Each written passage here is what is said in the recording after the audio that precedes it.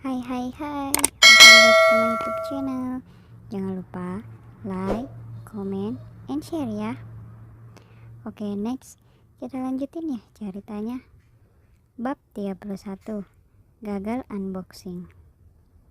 Tolong, tolong, teriak Priscilla saat sekelompok pria sedang menghadang jalannya. Mau kemana sayang? Pergi kalian, pergi, jangan ganggu aku, teriak Priscilla ketakutan.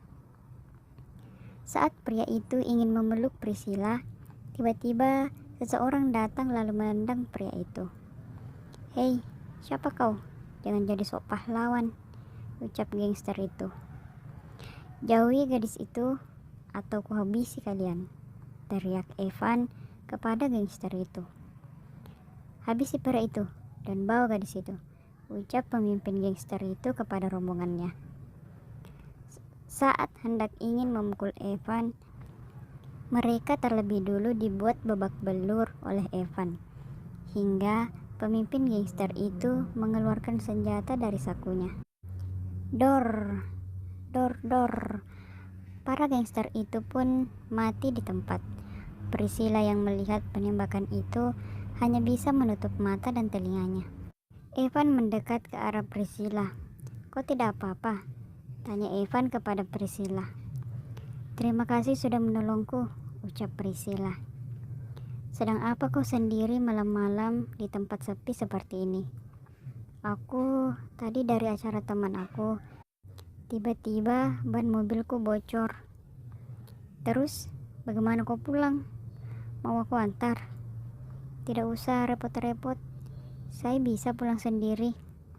Nanti saya telepon supir saya untuk jemput saya. Berbahaya jika harus menunggu sendiri di tempat seperti ini. Lebih baik aku antar pulang.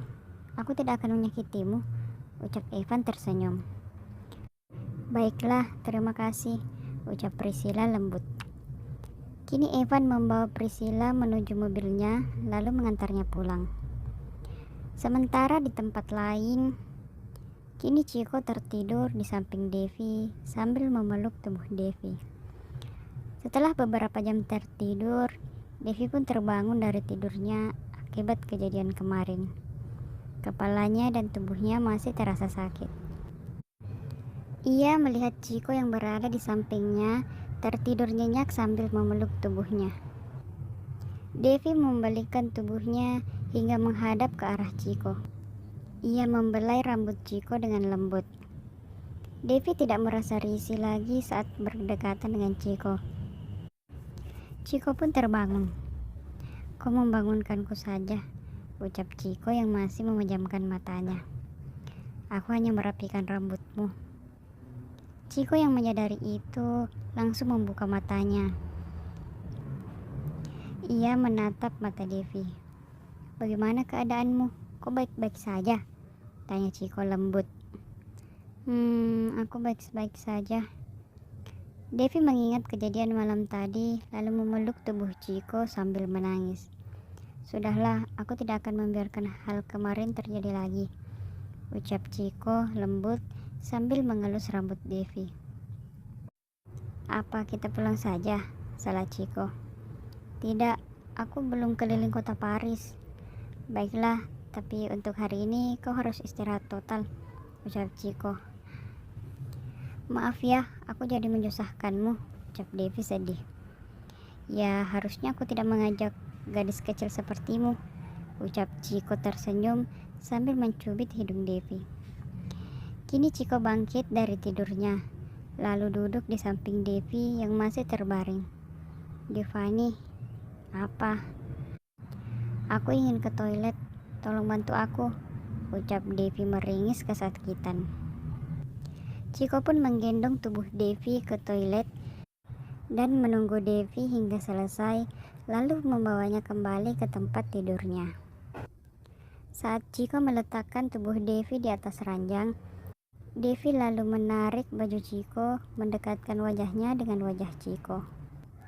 Kini mata mereka saling menatap serasa memberi sinyal.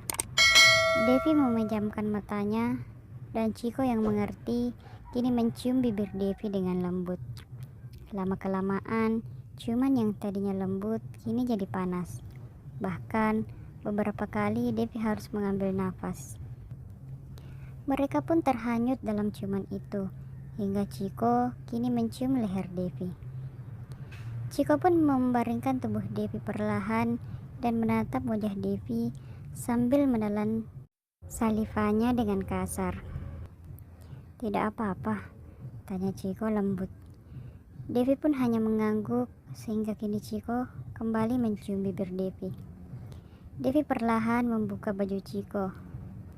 Saat hendak ingin membuka baju Devi, tiba-tiba seseorang mengetuk pintu kamarnya yang membuat mereka berdua kaget dan langsung menghentikan aksinya. Mereka berdua pun menatap malu dan terkekeh satu sama lain. Kini Chiko pergi membuka pintu, kemudian menatap tajam. "Apa?" pakik Chiko mengagetkan pelayan itu. "Maaf tuan, saya sedang mengantarkan pesanan tuan. Besok-besok kalau mau antar pesanan datangnya lama, biar tidak mengganggu," bisik Chiko kepada pelayan itu. Devi yang melihat ekspresi Chiko hanya bisa tertawa. "Ayo makan, aku lapar," ucap Devi. "Tapi yang tadi belum selesai," ucap Chiko.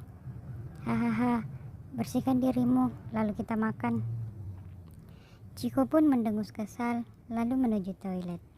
Terima